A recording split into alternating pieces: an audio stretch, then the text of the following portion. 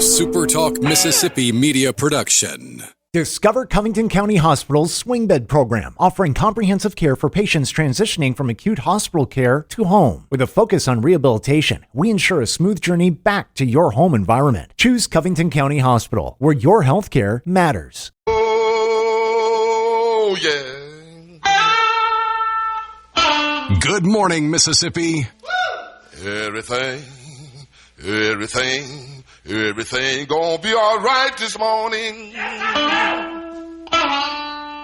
Mornings with Richard Cross. Oh, yeah. Here on SuperTalk Mississippi. Woo!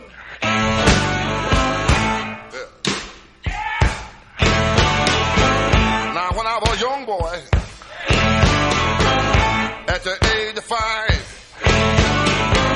my mother said I was gonna be the greatest man alive. Good morning to you. Friday has come around once again, as it tends to do at the end of every week. Mornings with Richard Cross, Dave Hughes in on this Friday morning as usual, and hope you're having a wonderful day. And I hope the weather treats you nicely. I was talking to Lance right before we came on the air about what Starkville got to experience yesterday. That was fun. Man. Holy snow in the spring or it was. I saw one meteorologist characterize it as there was so much hail that fell that it might be officially classified as snowfall by the National Weather Service. Crazy, dude. I mean, they got a big weekend up there of baseball too, with Ole Miss coming into town. Well, as you know, if you're having a drought, the easiest way to fix it is schedule a baseball series. Yeah, that. And the plants will appreciate it. I don't know if Dixon Williams will, but we're getting to the end of this thing as far as college baseball goes. Got 2 weekends left, and a little weather for Starkville for the weekend. Looks like Friday today. Overcast, a stray shower or thunderstorm is possible.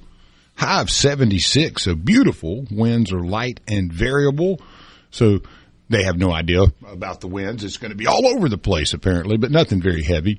And potential for rain today and tomorrow, so thunderstorms possible Sunday and Monday. So it could potentially be a wet weekend in Starkville. Let's hope not, though. They'll, a lot of ball to be played. Starkville, Mississippi State coming off that huge sweep of Kentucky last week. Yeah. Ole Miss getting one, didn't do as well, but so they're going to butt heads in this slosh fest we've experienced. We did have 2 days of sunshine, though. What about you? It's actually been not too bad down here. Hot yesterday, man. We've had some rain over the week, but I say that Tuesday got a little iffy down here. We had some tornado warnings down in southwest Mississippi, just like a lot of the state did. So the weather continues to be, I believe the meteorological term for it is Mississippian. Stupid. Yes, Mississippian weather, right? Yes. Well, Mississippi in May. That's all you need to know. That's right. Ripley, we're going to have a 76 high today. North to northeast winds around 10 to 15 miles an hour. Potential for evening showers tomorrow night, and potential for thunderstorms on Sunday. Showers expected Monday and Tuesday for Ripley. And let me get over here to Kilmichael, Mississippi, 78 degrees today. Overcast, stray shower or thunderstorm is possible. High of 78, light winds, and they'll be a little squirrely as well. Tomorrow, rain is in the forecast, 89% for Kilmichael, Mississippi. And then Sunday, showers, a little less on the probability there, 69, and as well on Monday. So you got that going for you. And then Hot Coffee, Mississippi. I think we're going to have some light showers this morning. 96% humidity over in Hot Coffee, so you're living up to the name. Oh, man, that's miserable. We're already there, right? I mean, goodness, 4.7 mile an hour wind will definitely not do much to help on that humidity. But that's what we're looking at there in Hot Coffee. Showers today, potential for rain tomorrow.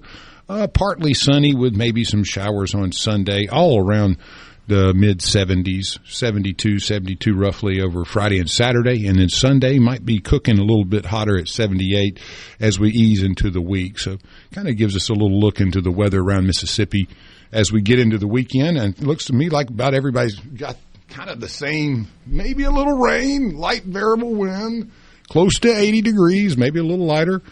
And then for the next few days, potential for spotty rain. So, folks, have your umbrella out. Yeah, your umbrella, your galoshes. Some of those rains we had this week, Dave, were real gully washers. Yeah, possibly you might need your floaties inflated and ready to go. It just, you never know. I thought I was going to see somebody in a pirogue going down the road there, just fishing off of it, And it's like, all you need is a couple of inches of water. I think we had it. There was 4 in one place or another. You got to get the white shrimp boots out and you're good to go. Yes, sir. One thing that I have noticed, and I talked about this a couple of weeks ago here, and it continues. I saw a headline late last night, said, early start to the hurricane season. And I'm like, oh, don't start with you don't me. need it any earlier. But then you go and you read the article. Everything has become so sensationalized. They're talking about there's a low-pressure system off of Central America that could move off into the Atlantic and generate basically a subtropical circulation system. Well, you've got it. Yeah, you're way ahead of the game there, right? I mean, how far down? We have a couple thousand miles, and they're already starting to cover it. Way off. It's coming from the land into the ocean, and the season doesn't start for, 3-4 weeks now. Let's calm down just a little bit, but that is what we have gone to with weather and with everything else. Everything has to be the most earth-shattering catastrophe in the history of the universe. It seems like it's almost like a migrant caravan. They're giving you plenty of time.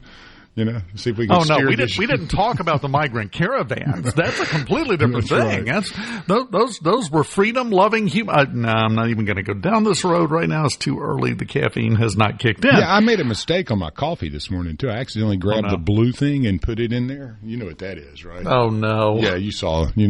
That's the creamer, folks. I had to dump a whole cup of the first cup too, the blackest, darkest cup. The good one, yeah. The good one. I had to dump that. I was like, oh my God, what did I do? It's been one of those days. Yeah, it's weird about a 3/4 moon. I've already seen a homeless. He's a little screamy this morning, over there on the county line area. So the traffic was terrible. I hit every red light coming in. So it's a Friday. Yes. Yeah. You bring up a good question. I have done morning shows since the 80s. Okay. I started doing my first morning show in, what would that have been, 1985, 1986?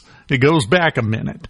So I've been up and driving around early in the morning for a significant portion of my life, more than half of it.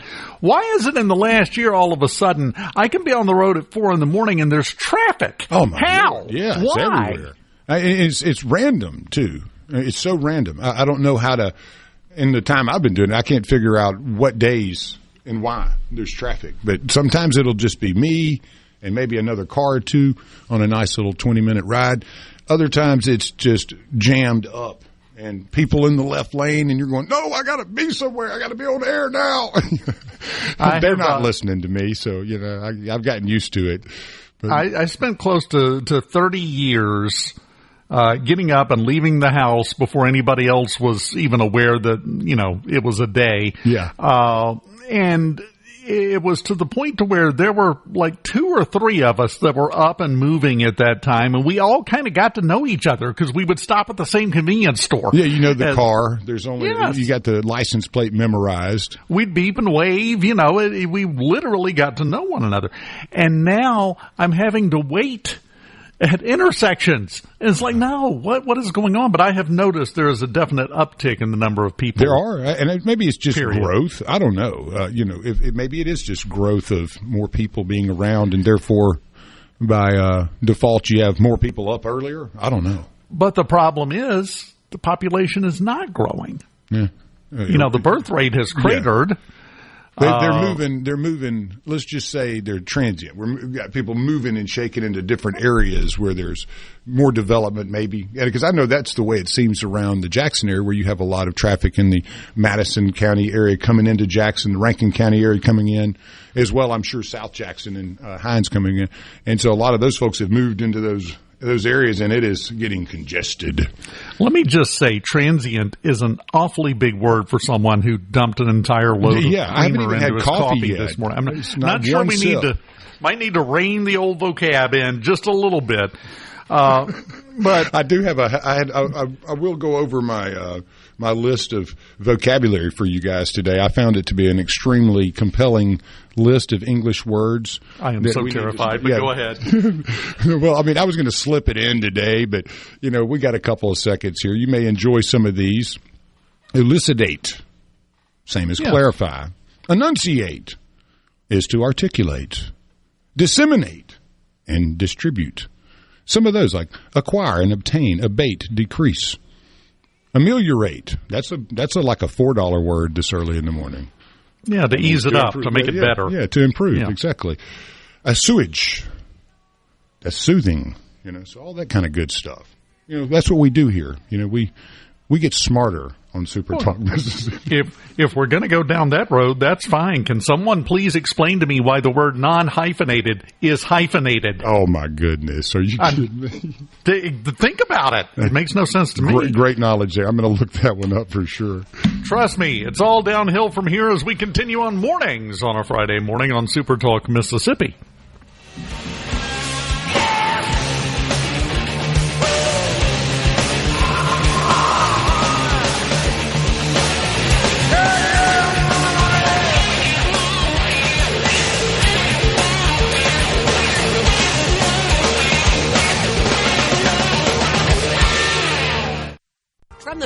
Where you're from, Abbeville, Batesville, DeIberville, or any other ville in the SIP. You're starting your day off right. Mornings with Richard Cross. Super Talk, Mississippi.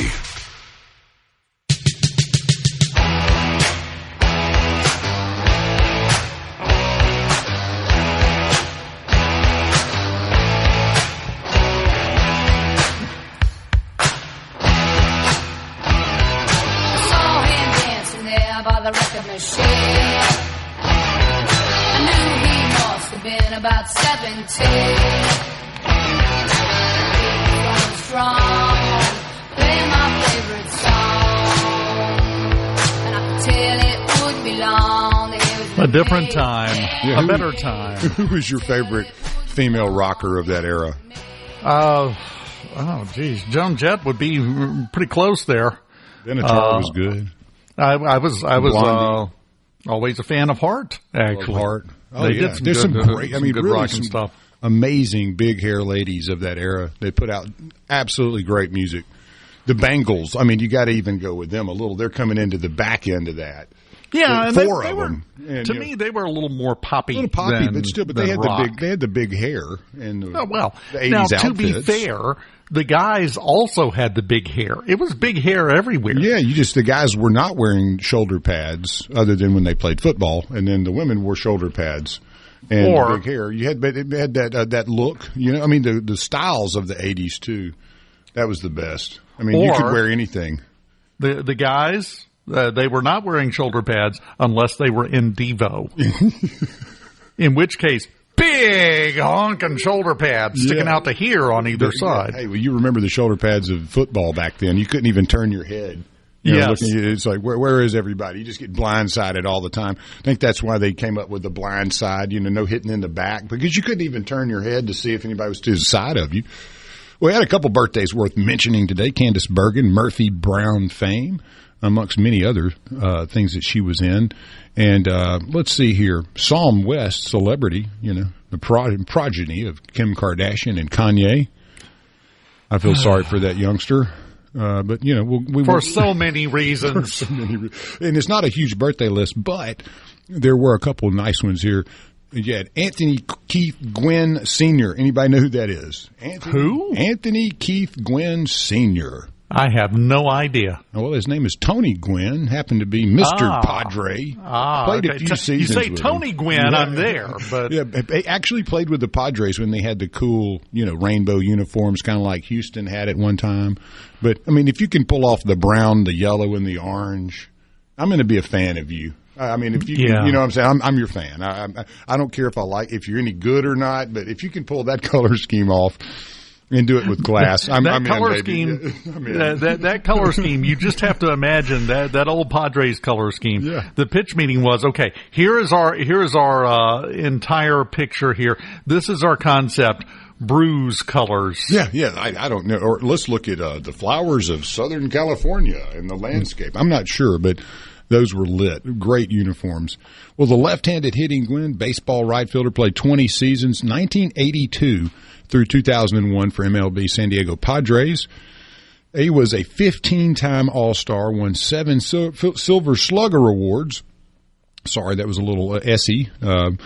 5 Gold Glove Awards. Gwen stayed with the Pirates his whole career, only played in 2 World Series, and having hit for over 300 for 19 straight seasons, Gwen retired with a .338 career batting average.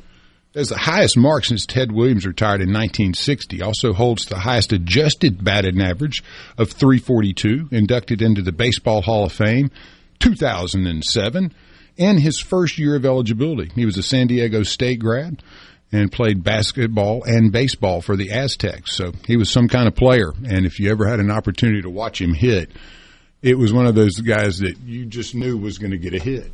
You just watched him and said, yeah, this guy, he can hit a little bit. You could see him in the box before he even took a swing. He had the little practice swings. He'd and then he'd step in. And, got money. Yeah. I've got a money swing. There was just some focus level with him that you knew this guy was not going to go down lightly. And .338 career batting average, I think that kind of speaks for itself. Hold on, because you mentioned focus and baseball. Yes. 2 things I know that you're big on. Are the White Sox going to win double digits in games this year? The kid they got playing first base is just in the way for Tim Elko coming up. And now I know Elko's such a great guy, but he's absolutely tearing up AAA. It's time for him to come up. They need a slugger in there. The guy's done nothing but be a great clubhouse guy. He is, mature, has been around, and was a leader pretty much in every stop he's been. So I think you've got to, if you're the White Sox, you've got to look at that mix. And there's nothing, the Vaughn guy is a great player, but you seemingly need some leadership in there, and you need something to gel up talent.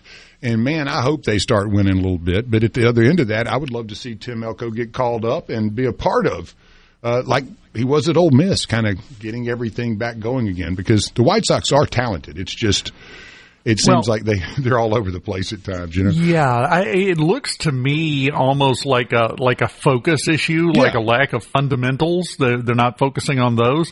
I don't know if you saw the play this week over near first base.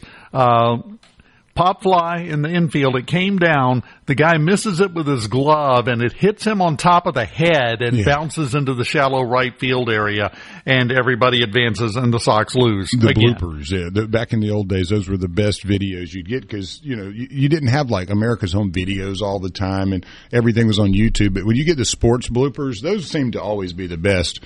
And it's always the teams that are just struggling that make the errors in the field, and it is always a focus issue. Example, the Royals beat them 10-0, yesterday. So, and the White Sox are 10-28. So, it's very much the same course that we've seen them on for a couple or so seasons. Yeah. And, it doesn't look like it's getting any better.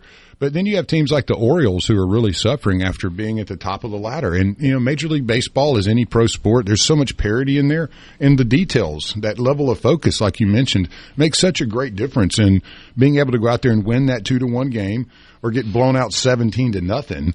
That's just, from my experience with it, focus is most everything in sports. Because once you get to that level, everybody has talent. Everybody's working hard at it. It's just who's really working harder. I watched the Netflix special, The Two Shooters, or the shooting guards. And it was about Ron Artest. Not Ron Artest, but the golly, I just drew a blank. But Crittenden and the other guy, as they got to the Wizards, and then the horseplay that happened in the locker room. And what happened to the careers of either Gilbert Arenas, I'm sorry, that was the one I was thinking, Gilbert Arenas and Crittenden. And, you get to that level and you go, well, why are you not just earning your living? I mean, you're getting paid better than everybody. You've already reached a pinnacle of success that very few people get to enjoy. The celebrity that comes along with it, the jewelry, the cars, the parties, everything. But yet guns are what it boils down to. Yes. And so you got to – if you can hold it together, I guess, within all of that, the paparazzi and the prestige and the pampering and all that, I think that's probably part of the focal issue you have too, is there's so much pampering and all of that goes along with it that you become bigger than the fan. You become bigger than the game, your ego and your brand and all that. And I think we've seen a little of that with Shedeur Sanders. And recently I sent you a little with, the brand maybe became a little bigger than wanting to be a football player, and I think that worried some folks. And I think his talent is such that he will get a chance. And as Tom Brady told him, take advantage of it. I was the last pick in the draft, and you got to. Yeah, I think he was 6th round. He was the last guy, or the Mr. Irrelevant almost. Not the last guy, but in the last pick, I think of the team he went with. But it's one of those things that stay focused. Don't get off track, and I think that's lessons for all of us somewhat, is you always go back to the sports when we were kids, and you just got to focus on the ball sometimes, and not all the other stuff. But like everything else in life and sports, opportunities are not opportunities. They are simply a means to build something. Yeah. They are only what you make of them. You can be handed the world on a silver platter, and if you tip it onto the floor and stomp on it, you're not going to be any better off. So it's up to him. It's in his hands, 100%. Well, we had another big birthday today. I don't want to skip over Billy Joel. Many hits, Piano Man, probably the one most folks are, that long for, and the days of Christy Brinkley back in the, what was that, 85? Yeah. Through 94. Good run for the man. Put out a lot of songs and born in the Bronx, moved out to Hicksville on Long Island. So that's where he actually began taking piano lessons. And his mama made him. And after dropping out of high school to pursue that music career, he kind of took off for him. So, happy birthday to the 76-year-old Billy Joel. William Martin Joel, if you want to know the full name. That's one of many differences between me and Billy Joel. My mama also forced me to take piano lessons, and I just immediately backed right back out of it. I was like 8, but still. Hey, I think at my age, I've enjoyed when I get to sit down and have enough time to just look at a piano or a guitar and learn a little something. I don't think I had that patience back then. I wanted to go throw a ball, go run around, get on a 3-wheeler or something. Yeah. Learning an instrument was not the first, and I hate that because I really enjoy music, enjoy studying it, but I didn't have the aptitude for it when I was younger. My musical accomplishment level at this point is I can still find middle C on the keyboard within 3 tries. There you go. Set your goals appropriately, and every day is a success. Play chopstick and middle C all day long, huh? No, the chopstick is advanced. I'm not quite to that level. Middle C, though, I can go dong all you want, all day long. We continue on a Friday morning on Mornings with Richard Cross. Keep it here. From the Seabird. All right, now to the important stuff. Your VIP pass to hear what the most influential Mississippians are talking about. This is very important. Huge news. Mornings with Richard Cross on SuperTalk, Mississippi.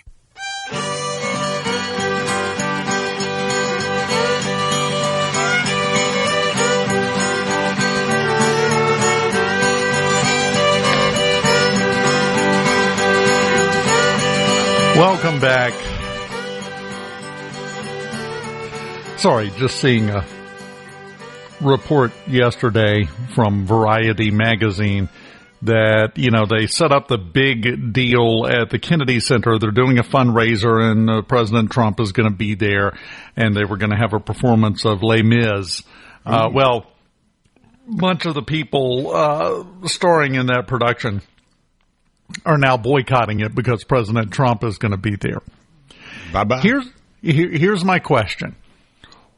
And this goes back to what I was talking about a little bit earlier. We are bombarded with stuff that not only do we not care about it, we shouldn't care about it because it doesn't matter. Let me ask you, Lance, how is your life affected by whether or not they put on a performance of Les Mis at the Kennedy Center?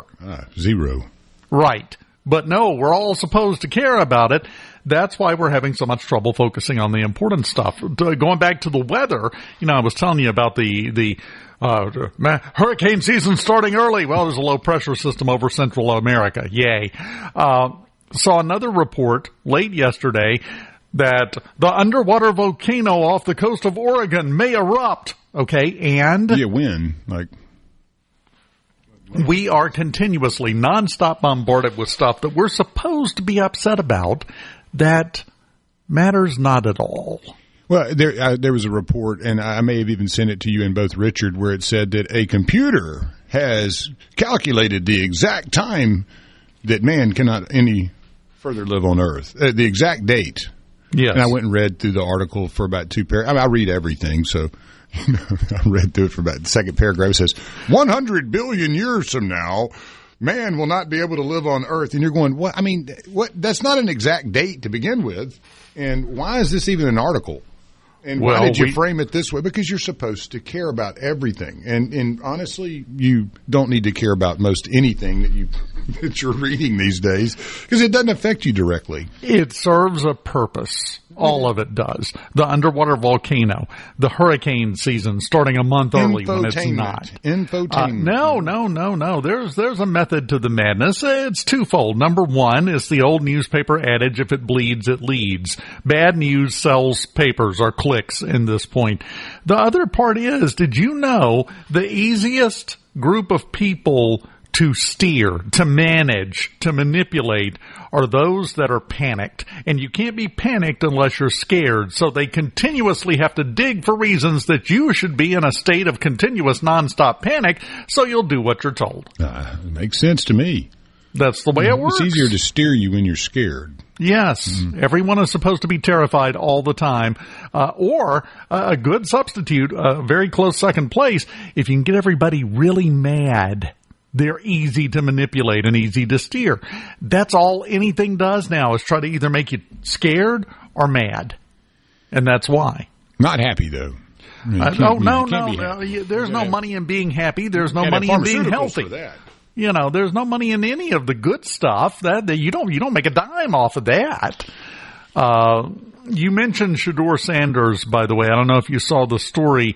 A fan of the NFL has sued the NFL for $100 million. What a crazy story that was. Man, I was sent that one to Richard, and he bypassed it. They may have covered it on Sports Talk, but yeah, the individual. I mean, and he had all kind of claims to it, and his personal, how he had been affected, and that it was unfair and there was racism and all these different things that he put in there in this suit. And you're going, this is America, obviously, where anything is possible.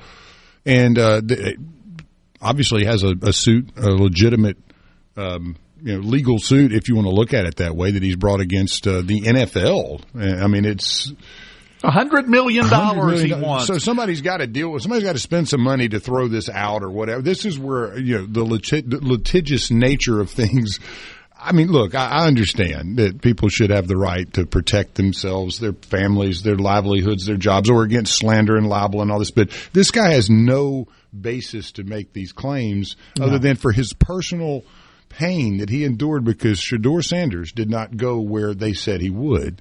Well, and that's a legal suit for $100 million this guy's brought on. It's a corollary of what I was just talking about being afraid or being mad. Mm-hmm. You should be mad. Look how bad he has it. Now write me a big check with 2 commas. Yeah, I guess that the logic in it is just not there. And the fact that you can do these types of things, is beyond logic to me. Like, how is this even something that you would allow in a court or even to hear or have to spend money to throw out? But there we are. Tied into that for obvious reasons, Travis Hunter, I don't know if you heard about this, graduated yesterday from Colorado University with a 4.0. Do you know what his degree was in? Oh, I have no idea. Anthropology. There you go. Which is what you expect from an all-star NFL pick, an anthropologist. We're getting into Indiana Jones territory. This guy's going to be digging up bones somewhere, one day with a big smile on his face like he always has. Well, since we're talking about sports, I hate to always pass over things like the NBA playoffs, but they're, heated up right now. The Thunder, the Nuggets are tied at 1. They'll be playing it on tonight at 9 o'clock. Thunder set a record. You saw that, didn't you? Yes. Oh, my goodness. I think it was 87 points in the first half. Yeah, 188-2 is about what that score was. But they scored, what was it, 1/3 more points than the other team in a playoff game. When you looked at it, it was like, wow, man, you don't see that often. The Timberwolves, they're tied up with the Warriors 1-1. They'll be playing on the 10th, 7:30. Cavaliers, Pacers. Indiana leads that with 2-0. May 9th, 6:30 ESPN. And then the game 3 of the Celtics and the Knicks. Knicks lead that one 2-0. That'll be also on the 10th ABC ball game, 2:30. Well, I had a football game that took place yesterday, and 24-2, Auburn was victorious, and South Carolina, they only were able to score on a safety as time ran out in the final period of.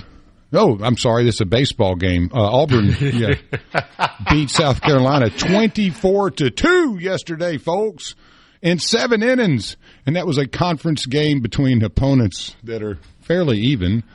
South Carolina having a rough season, though, but very talented. Managed 5 hits in the game. Auburn hammered out 20. And the one error there for the South Carolina Gamecocks must have been their undoing in the 24-2 boat racing that Auburn put on. Auburn number 8 at 34-15, 14-11 after that, setting themselves up for a big run here at the end of the season. And I'm sure there will be a big run at their coach, too, Butch Thompson.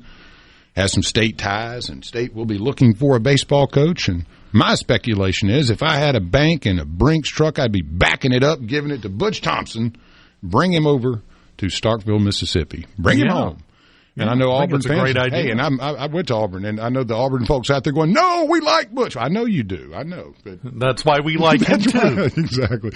You'll have a big weekend, though, with Ole Miss and Mississippi State this weekend, as we know, in Starkville. Hopefully the weather will permit the games to be played on time. Stop jinxing it. No, I'm just trying to unjinx it. Yeah, the 7:30. It's been jinxed already this season. I don't know if you or I did that, but May 9th. We'll blame Richard. He's not here today, so it's his fault, obviously. Right. 7:30 tonight, Friday, May 9th. That will be the Starkville, Mississippi opening ball game. Mississippi State, Ole Miss. I believe it will be Pico Khan and Hunter Elliott will tie up, and we'll see how that goes. Always fun to get those two together on a gridiron baseball field or on the basketball court. There's always some energy when Ole Miss and State play, and I always love watching that. Southern Miss has a big one, though. Louisiana Lafayette, the Raging Cajuns. They'll be playing them at Pete Taylor Park, 7 o'clock. Louisiana Lafayette, they are right under the Golden Eagles from Southern Miss, 15-9 in conference. Southern Miss 18-6. A couple games back from Coastal. Coastal was 21-4. They played yesterday, and I had that score up a second ago. I think they were victorious in their bid yesterday against UL Monroe, 8-6. So Coastal stays at the top of the Sun Belt, and guess who has them this weekend? Southern Miss has Louisiana this weekend, which the Raging Cajuns are always good. Do not count them out. That's going to be one heck of a series. You want to be playing them at home, too, because their little park over there is you can hit some bombs in that one. So that's where we are pretty much in the baseball schedule. You got a lot of playoff games going on. I believe Hartfield won their round last night over JA, and we'll play. And I'm not sure if PCS or MRA won on that side, so we'll see. There has been a lot of restructuring on the MAI side. We had an article, I believe, a week or so ago from our guys, and that was something else to see. So if you haven't seen the new restructuring of MAIS for the upcoming football season. You set this up. I know we're up against a break, but I'm just going to weigh in for just a second. Just give me just a second here. Yeah, please, because you had a team down your way that I thought was coming our way, you know. Let's give everybody a state championship trophy at the start of the season, and we can save the wear and tear on the equipment. Yeah, you could. I'm sorry if you're going to have 3 4A state champions. Well, it means a third as much as it did last year to me. Interesting. I wish they'd just combine them all. You know, just put everybody in together and let's roll with it. I'm sorry. I said this on the local show back on Monday. If somebody says, I won the 4A state championship as a senior, they shouldn't have to then be asked, oh, great, which one? There's a problem with that program, if you ask me. But that's just me. What do I know, right? When we come back, there's a program that there's no problem with, and that's putting money in your pocket. We're going to look at the lottery. next on Mornings. Keep it here. From the Venom. Wake up, get up, and start your day right with Mornings with Richard Cross here on Super Talk, Mississippi.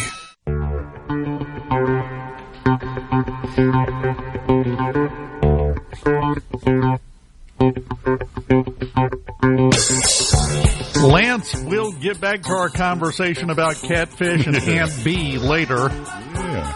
It made sense in context. Right now, I have a problem I have to deal with because too many people are winning. I'm never going to get all of this in this segment. It's time to look at the Mississippi lottery numbers. Let's give it a run and see what happens. Lotto America, we start out with that. No jackpot winner this week. The numbers from Wednesday, 3, 6, 9, 13, 17. The Star Ball 8 and the All-Star bonus multiplier was 2. The jackpot for tomorrow night, $33.14 million. The estimated cash value, $15.23 million. No jackpot winner in Powerball. The estimated jackpot for tomorrow night, $82 million with an estimated cash value of $37.7 million. The numbers last drawn on Wednesday were 14, 15, 30, 40, 59. The Powerball was 20 and the Power Play multiplier was 3. Double play, the numbers from Wednesday were 9, 31, 32, 50, 57, and the Powerball was 14. Mega Millions, no jackpot winner this week. Back on Tuesday, they drew the numbers 16, 17, 43, 46, 58. The Mega Ball was 16. As I said, no winner. So tonight we roll it up to an even $100 million for the jackpot for this evening's drawing. Estimated cash value when, not if, when you win that, $45.3 million. Mississippi Match 5. You guessed it, no jackpot winner. Estimated jackpot for tonight. This is getting on up there for a Mississippi Match 5 jackpot. $329,000 on the line. Last night's drawing, 8, 9, 13, 23, and 34. Yesterday, our numbers from Cash 3, Cash 4, Fireball, and Cash Pop. Midday for Cash 3, the $500 game, the numbers were 6, 3, 6. The evening was 4, 7, 9. Cash 4, the $5,000 game, midday numbers were 4, 9, 5, 0. The evening numbers 3, 4, 1, 4. For Fireball, they drew a 1 for the midday drawing and a 0 for the evening drawing. Cash Pop, midday number was 3. The evening number was 4. Lottery yesterday announced the latest winners of the 2025 NASCAR Powerball Playoff. Players from Derma and Ripley each won $5,000 cash, and now they both have a shot to compete in the National NASCAR Powerball Playoff for $1 million. This year's promotion, 15 Mississippi winners in total. All of those will advance to that national playoff. Next drawing, Thursday, May 22nd. Got a couple of weeks now. 2 lucky players then will each win $3,000. You can sign up at mslottery.com to be a Mississippi Lottery insider and get the latest entry form automatically when it comes out. Some new games available at retailers for May. The $2 Heat Stroke, the $5 Blazing Hot Bucks, and $10 Red Hot Cash scratch-off tickets. Top prizes up to $200,000. And guess what? Even if they don't win, you can enter any of those 3 new games into the lottery's newest bonus promotion, Sizzlin' Summer Cash. Your non-winning ticket could give you a shot at anything from a $500 gift card to $25,000 in cash. They'll have 6 bonus drawings, the first one starting out on May 21st. Winners from yesterday, Cash 4. A Denmark man bought a ticket in Corinth and won $1,000. Is he mad about Greenland? I would assume he's here to negotiate a tariff. I don't know. Won $1,350. Bought that ticket in Corinth. Foxworth woman won $2,600 on a ticket from Columbia. A Memphis, Tennessee woman, $2,700. Ticket bought in Baldwin. And a Hattiesburg man, $2,900 on a ticket bought right there in Hattiesburg. Cash Pop, women from Bailey, Renzi, and Columbus each won $1,000 and all of them bought their ticket at the Daleville Family Grocery in Daleville. Well, one of them did. The other two bought at the T-Mart in Corinth and the Bell Avenue Grocery in Columbus. So a little bit of a spread there, but 3 people with $1,000. Bay Springs woman won $1,250 on a ticket bought in Bay Springs. Match 5, Bassfield woman won $800. A Tupelo player won $1,000, and a State Line player won $1,800. Powerball, Batesville man. This is what I keep telling you. Everyone focuses on the jackpot. A Batesville man won $50,000 by adding the $1 double play option on a Powerball ticket that he bought in Batesville. $50,000 to make you have a good year. $10 extreme payday winner, Apprentice woman, won $1,000. $10 jumbo bucks limited winner, a Cherokee, Alabama man, raked in $5,000. And the $20 2X cash blitz, Memphis, Tennessee man, and 2 women from Boonville and Tunica, each won $1,000. And a different Tunica woman doubled up to a $2,000 win. The $20 My Lottery Dream Home Hattiesburg woman won $1,000, and a Meridian woman also won $1,000 on the $20 Colossal Cash. Get your tickets today, right now. Coming up next, we've got Fox News, SuperTalk Mississippi News, and then hour number 2 of Mornings on the way next. Keep it here.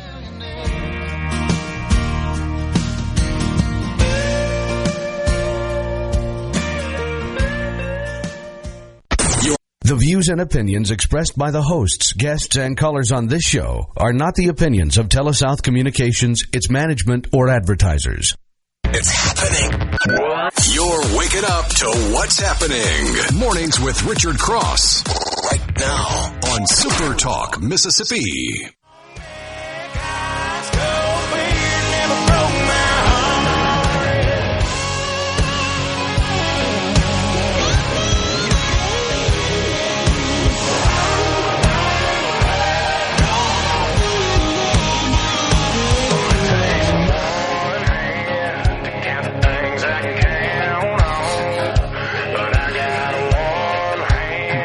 Welcome back. Hour number 2 of Mornings with Richard Cross. Dave Hughes here in this hour of Mornings with Richard Cross, brought to you by MWG Employer Services. Running a business is tough. If you're struggling along with all the details, HR, benefits, payroll, you're not alone there. It's where MWG Employer Services comes in, though. They are the experts.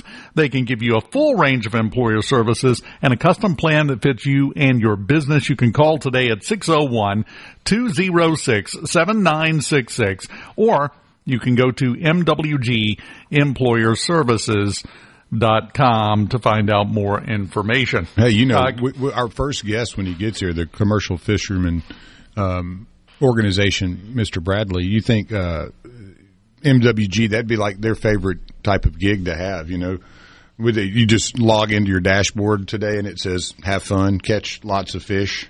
That'd be the paperwork requirement. Have fun, catch lots of fish. That's your MWG opening letter every day. But yeah, I mean, they're a great outfit. I've used them. But I wanted to say, I can't wait to hear about the commercial fishing. Yeah, I love the goal. How much fun is that? Just about to go into that. Ryan Bradley's going to join us at the bottom of the hour, and they actually have a lawsuit going on over the state's public oyster reefs. Oh, man. The Mississippi Commercial Fisheries United are leading the charge on that lawsuit. We're going to find out more from Ryan. I bet they play a little Luke Combs on those boats, too. Oh, they do. I would be. I'd be jamming it as loud as you can. Don't want to turn it up too loud. Don't want to scare the oysters. Can they be scared? They got that shell around them. You would think, but obviously they can at least get irritated. That's why we have pearls. Is that what it is? Yes. They just get a little mad and create this beautiful thing that you can polish up, and women love them. Well, you get like a grain of sand or something inside an oyster, and the irritation causes it to build that shell around whatever is in there irritating it. It's kind of like getting a popcorn husk stuck between your teeth. Well, or if you're a citizen of Paris and May Day is going on, Just get a little irritated. Man, that was a mess. Was the appropriate word there. That was a mess there. I was looking at some videos over the last week on those. I mean, golly. I love watching a protester go around with his keyboard, thing on his wrist because he has carpal tunnels and he's like pointing, he's hollering and screaming, pointing at the police, and he's got his carpal tunnels thing on. I'm just like, only in France, man. Come on.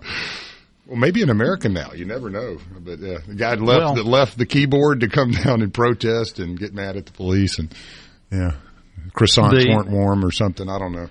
The irritation is everywhere at times, and one of them we're getting to know about today, or this week, I should say, from State Auditor Shad White. State Auditor Shad White never saw a sacred cow he didn't want to kick. Because sometimes they need a good boot to the behind.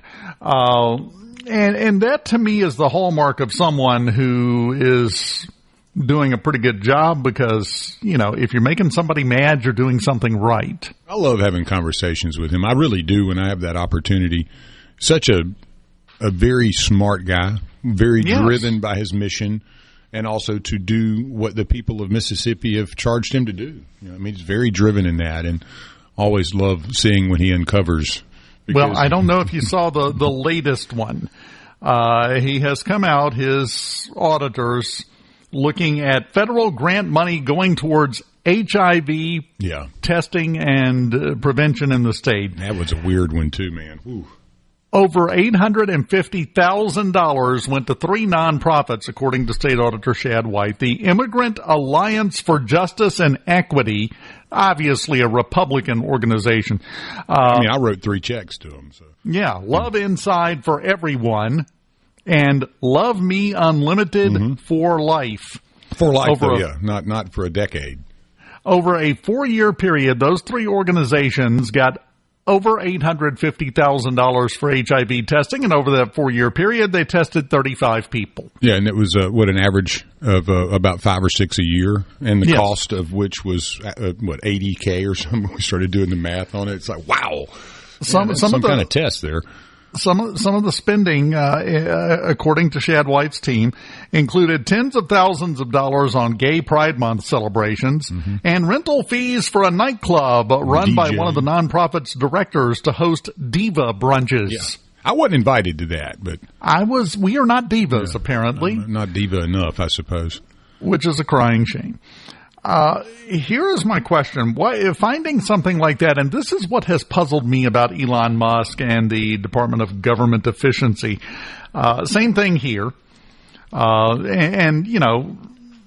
State Auditor White is basically trying to form, well, I guess we'd call it MOJ. I don't know. Mississippi Government Efficiency. Why would anyone get mad when you find out that this kind of spending is going on with taxpayer dollars? Why would that be, going back to what we started with, an irritant? Why would that cause anyone a problem? Well, even the head of the agency said there was oversight failures. So, when the top down tells you there were oversight failures, not much for us to be upset about other than the failures of oversight. Yes, and that seems to me where we are here. I will freely admit that making a mistake is part of being human. Mistakes happen all the time. All day, you make them, I make them, everyone makes them. That's part of being human. It's what you do moving forward. So we'll have to wait and see. But I will say, if you had a 4-year failure in oversight, we might not be done with the questions yet. No, and Caleb Saylor's covered this very well on our SuperTalk Mississippi website, supertalk.fm. Additionally, $699 were spent on 19 spa gift baskets for women from Amazon. You couldn't have bought those next door, at a local vendor. You had to go to Amazon for that. Yeah, heaven forbid we spend the tax dollars on Mississippi businesses. Yeah, $137 went to 5 Lyft share rides in New York City in early March 2023. But why? We don't know. Include 2-hour stop at the longest running lesbian bar in the country, $82.50 spent on dinner restaurant in Baltimore. So on and so forth. Bud Light and Corona purchases, $2,500 for gift cards, Queercenera Quinceañera. Yeah, well, but spelled the other way. I get it now. I get it. Got you on that one. I guess AI came up with that too. All these new little things that we're doing. But and oversight was obviously a problem there. So, DJ photographers and all this stuff and obstacles in the Latin community that have got to be overcome and at your expense, though. Well, that is to me, from my chair, looking at this is systemic across the board, whether it be local, state, federal. I'm sure they're spending money poorly on Mars. I mean, it's everywhere. You're curious. So, I mean, if it's money, it's getting misspent in this era. That's for sure. Yes. What we have to do is pay attention and stop it. Well, if we didn't, and again, this goes way back, but you and I have had that conversation about the debt ceiling. It's an arbitrary thing, right? I mean, why do you even have a debt ceiling if you can keep building another floor on top of it every time? I mean, are we living in Mexico where they leave the rebar out of the first floor so you can just build another floor and then when you keep doing it? Because that's kind of the way I envision the debt ceiling is there's really no ceiling. It's just an unfinished building.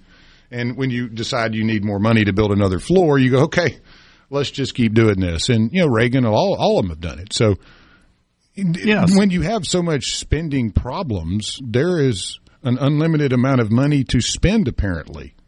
If the money wasn't unlimited, it wouldn't be going to stuff like this. Yeah.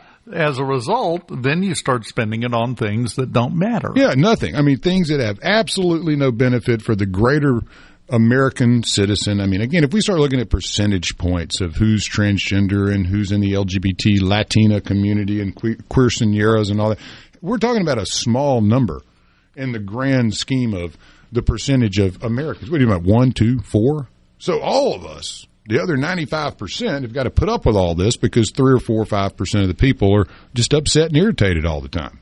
And if the response is, well, that's we need this attention, we need this funding, we need help, so that we can celebrate properly, and so we can make sure that we're recognized. Nobody but me ever funded any of my kids' birthday parties. Where were you chipping in to help the developing youth of America celebrate another year's time? It's the give me mindset. Yes. Let me give you something. It's the give me mindset. And, you owe me this. Which is an offshoot of the look at me mindset. Exactly. We're parlaying it. We got to find one more look at me, give me, whatever it is to make the true trifecta work out, the parlay. Oh, they're working that's on easy. it. That's easy. Look at me, fund me, obey me. Oh, there you are. You nailed it, Dave. There you go. There's the end of your trifecta. Well, now that various types of underwear are in a bunch, we will regroup during the break, and we will continue here on Mornings with Richard Cross with Dave Hughes. From the Venable Waking up Mississippi.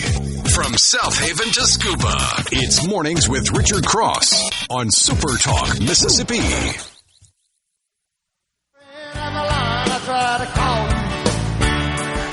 But on the midnight watch, I realized why twice you ran away.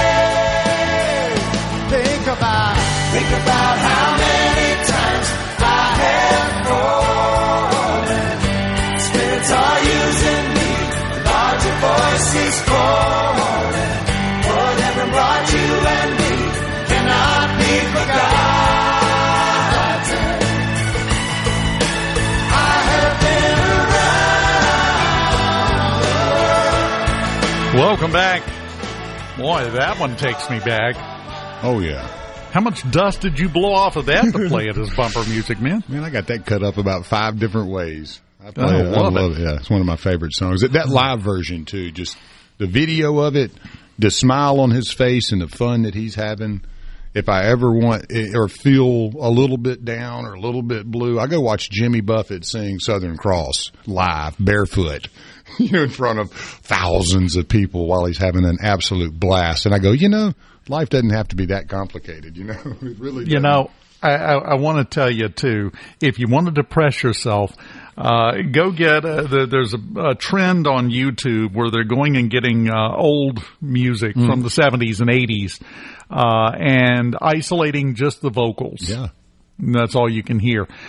They also have some you have to dig harder because nobody wants to hear this, that you can go listen to with current music stars. Yeah. Holy cow, the talent has left the building. We don't have to have talent anymore. You just got to have a computer. No, you just got to be marketable. You got to have a package, if you will. The advent of all of the Voice and American Idol, to me, it's just so cool because I don't follow it that much, but we always have so many talented people, from Mississippi that are involved in those.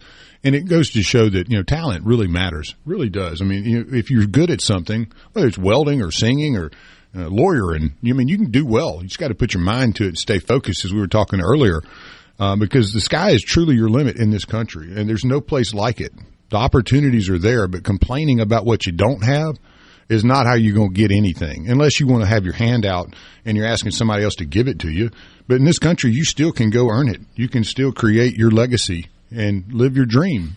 It may be a little harder now because of inflation or whatever the problems may be and all this perceived hand-wrangling you got to do, but life here in this country is still the best there is, and we need to be proud of that and be proud of being Americans and know that sometimes we might have to live with a little less so we can live with a little more later. Yes, but I will say I'm going to have to disagree with you on one aspect. There is a reason that the very first video ever played on MTV when it launched, I was watching it, I saw it, was a song by the Buggles called Video Killed the Radio Star. I actually have that. Yes. I love that. And that was the start, obviously, the videos as they came out.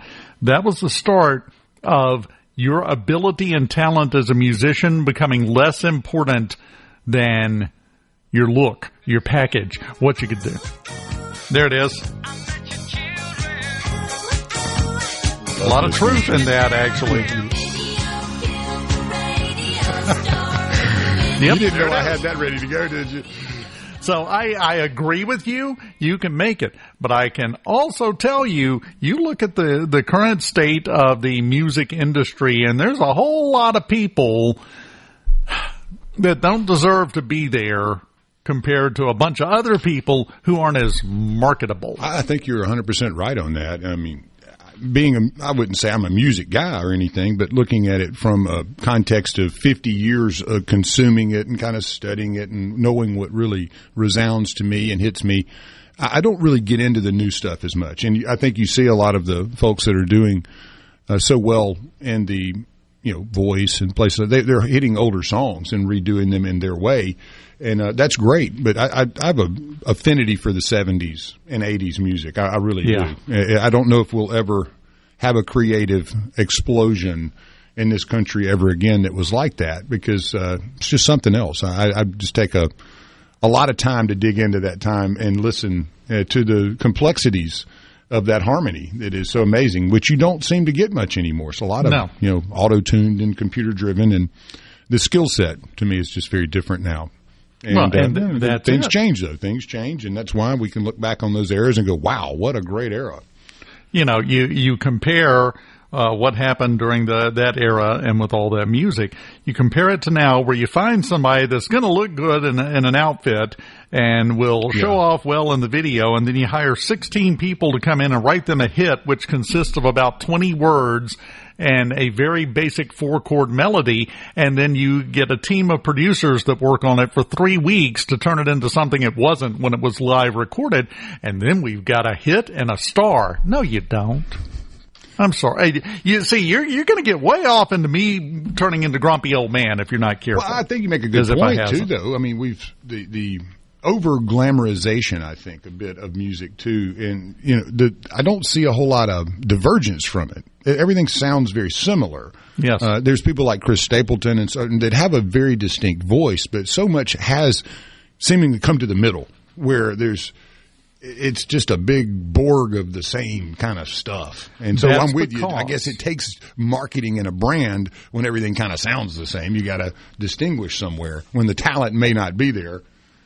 The other cause of this is the music industry has algorithmed the variety out of things. They have determined the exact formula that makes a hit. Yeah. We analyzed these 50 number one hits, and they all did this, so your song is going to do this too. That is a great point. I mean, given how analytic everything is now and driven by the click and driven by, the consumer, they clicked it. Well, maybe they listened and maybe they didn't, but if you think that is a sign of somebody's affinity for something, then you go, let's create more of that. And I'm going to backtrack about a week when I sent you that. I love hearing that Coke commercial where it says, "Is Coke Zero is the greatest Coke ever?" And they're telling you it is. Yes. But what if it's not? But you know what I'm saying? What if there was a better Coke 100 years ago, that one, or the original Coke, but that's where we get. They're telling you a lot of times now. It seems that the message is, hey, this is what you want. Not you going, hey, maybe I want that. I might want to try it. Maybe I'm wrong there, but I think a lot of marketing is designed to really tell you who you are sometimes. Well, and that's not even new. It's just become much more effective and much more widespread in every part of our lives. Don't you love the doctor? Tell your doctor about that. You're like, well, why would I tell the doctor that? I don't know what I'm talking about in medicine. Yes. Is a doctor really watching this commercial going, man, I need to really get on top of this and start selling this stuff to my patients? Or is it me, the consumer, who they're saying, you need this? Yeah, you go tell your doctor about this. Yes. Your elbows don't look very clean. You can fix that. But if you go all the way back, that is a process called selling past the sale. In other words, when you start trying to sell someone something, you assume they're buying it. You've already got that sale. You assume it, and you treat them as such, and you talk as such, and that leads them subconsciously down the path of assuming they've bought it too. And before you know it, they've bought it, and they might not even realize it sometimes if you're really good at it. That's been going on for 100 years, longer. Honestly. Did you hear the other day, and I might be mistaken, that Trump was potentially looking into not necessarily banning pharmaceutical commercials from television, but backing them down or something. Yes. Putting more restrictions on it. And what do you feel about that? Because it reminds me of the days where we marketed Misty cigarettes to women and things of that nature, where, it was very targeted. And then obviously there were some things that got discovered in there and manipulating those types of the ingredients and all of a sudden you had an addicted patient. Do you see that through the same marketing that you saw with tobacco? Yes. Which was an approved product.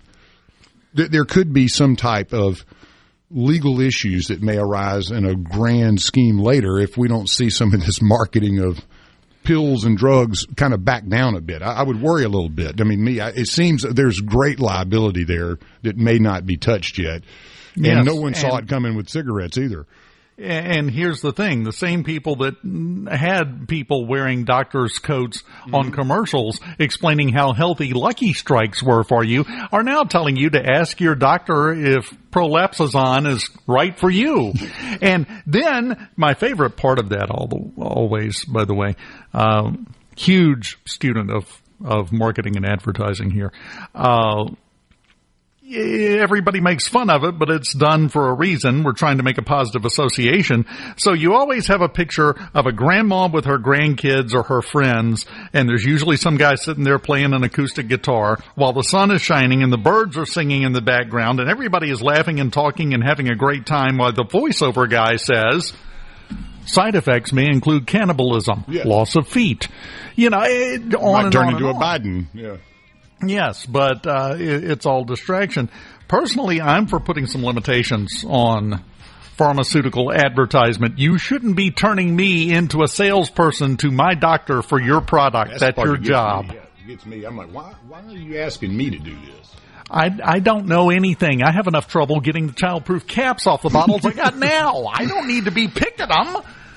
It's a totally different thing. When we come back... Boy, this went right off the rails. I had 6 things I was going to talk about, and I did none of them. When we come back, Ryan Bradley joins us, Executive Director of Mississippi Commercial Fisheries United. Interesting story here. We're going to get into oysters. From the Seabrook Paint Doctor segment of Mornings with Richard Cross is brought to you by Covington County Hospital in Collins, where your health matters. Want to know what's happening in Mississippi politics? Yes. You're in the right place. Mornings with Richard Cross on SuperTalk Mississippi.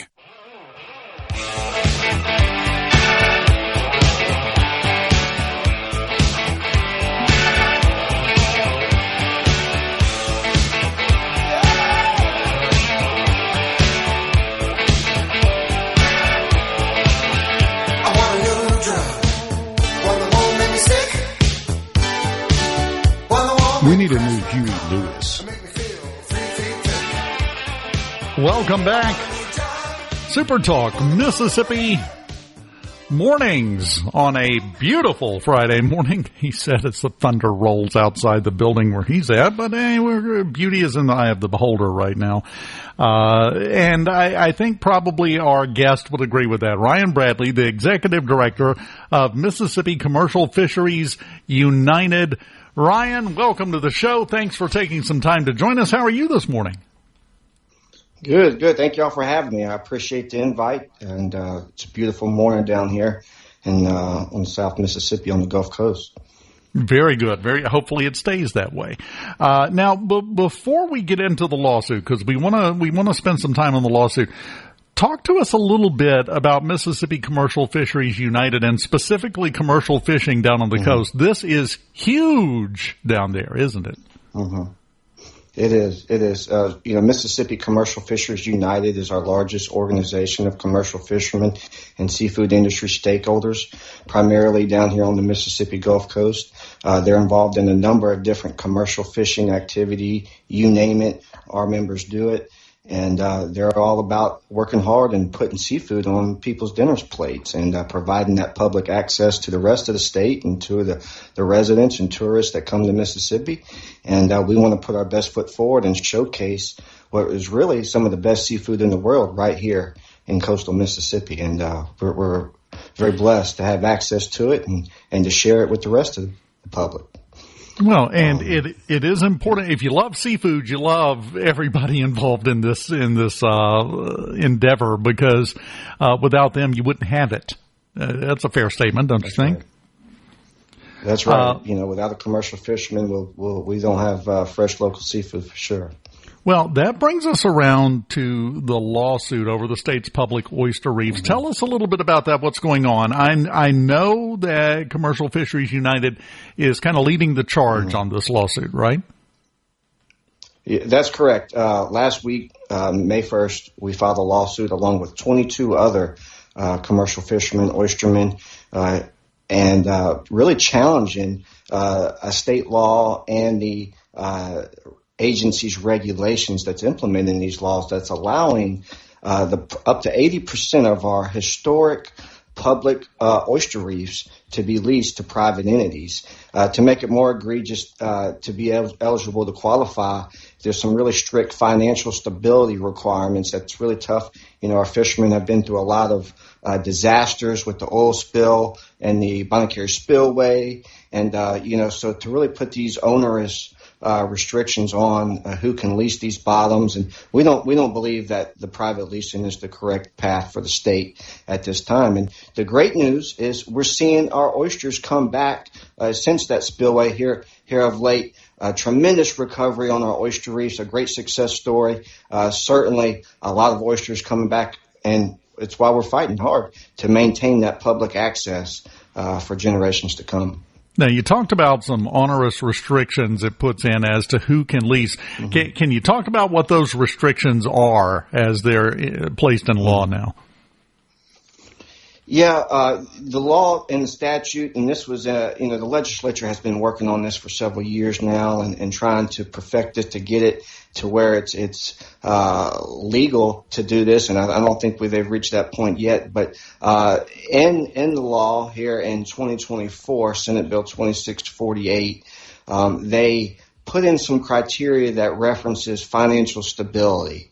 And you have to submit a lot of bank records and documentation. You also have to have certainly a history in the fishery or the oyster growing business, which there's very few companies that have existing oyster leases. And then there's a whole host of other things you have to meet that really puts it out the purview and out the reach of our traditional fishermen who've relied on these reefs for their livelihood for many, many years, to where they can no longer access these reefs. And again, up to 80% of our public reefs. And, I would note that a lot of taxpayer-funded money has gone to these reefs over the years for disaster recovery. So, we were certainly also in our complaint questioning the legalities of being able to transition those public use funds now to private ownership. So that's what we're looking at. In the lawsuit, are you hoping to get some sort of temporary injunction at least to keep this from going into effect? Yes, that is our primary goal. We think that once the leases are issued, that's going to be problematic for not only us but for the state. And so we did file a temporary restraining order and preliminary injunction, and we'll be looking for a response from the state to see how we proceed. Don't like to do this, but let's assume that this effort doesn't bear fruit for you and this goes into place exactly as it is. What kind of impact is this going to have on commercial fishing and oyster fishing down on the Gulf Coast? Mm-hmm. Yes, well, the public's ability to access and harvest from publicly managed and hunt and fish on publicly managed wildlife areas, that's essentially what we're fighting for. And that is a state constitutional argument that we cite in our complaint. We reference that. And so it's just the fundamental right, not only to commercial fish in these areas, but to also recreational fish. And that's going to be a contentious issue. And so, we're looking for, all the support we can. There's a lot of folks in the recreational fishing community that don't quite understand how this will impact them as well. But directly for our commercial fishermen, it'll all but put them out of business. They're only going to leave 20% of our public reefs.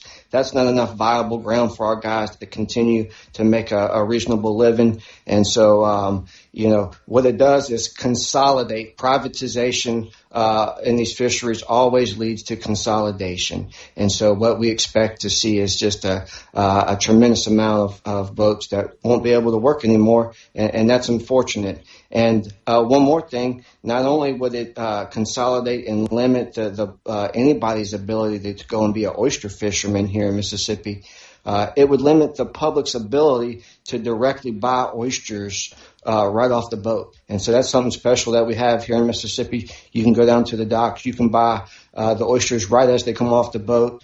That would be a lot more difficult under this private leasing regime. Well, and you talk about recreational fishing. We're talking about 80% of those waters going under lease to another entity somewhere. That's going to kind of put those areas, for the most part, off limits to recreational fishing, won't it? I can't speculate on how the law will impact that, but certainly it is a concern of ours. Absolutely. And, I think the law is currently, as it's written, is vague and ambiguous as to whether or not how the recreational will be impacted. When's your first court date on this lawsuit?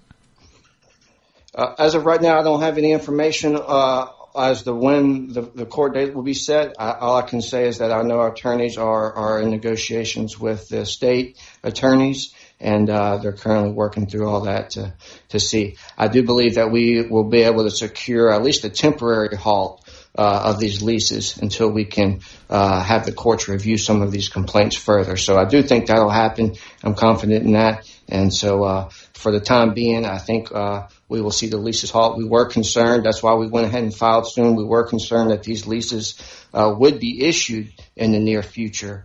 And so we're watching that closely. Absolutely. Well, that's all you can do. It seems like everything these days is a race against time, and it kind of sounds like that's what you're dealing with right now with this whole issue. Yes, it's a real travesty for these oyster fishermen. They've been through so much with all the different disasters, as we'd mentioned. We're finally starting to see our oysters recover tremendously. And it's a great opportunity for our fishermen to get back to work and provide our communities with some really wonderful oysters. And we did have a limited harvest in the fall of 2024 and 2025. And so we're looking at preserving this access because we're looking at a really good harvest for these guys come the fall of this year. And so hopefully no more calamities and disasters, and we can prevail here, and our guys can continue to work and make a living and provide for their families. That's what it's all about. Was there a little bit of punching the air and a smile and a yes when they issued the decision that they weren't going to open the Bonnie Carey this time? Oh yeah, absolutely.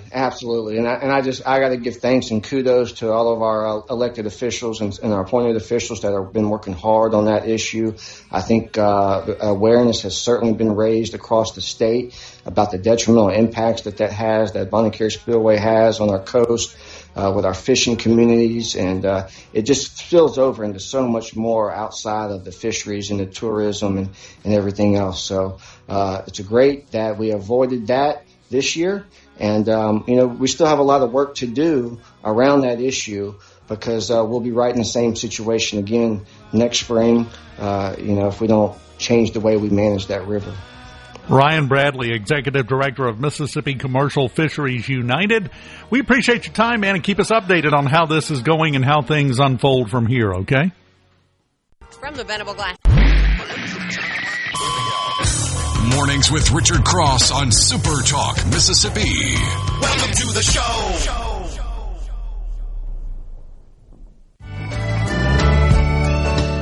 Sweet Jane.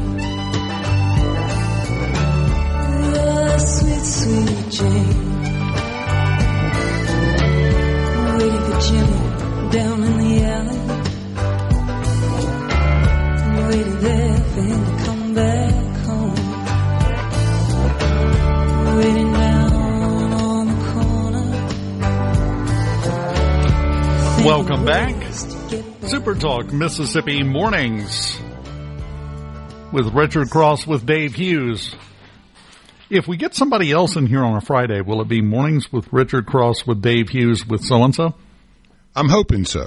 We need to add layers of our brand to it, right? Yeah, eventually the bumper sticker will be billboard-sized.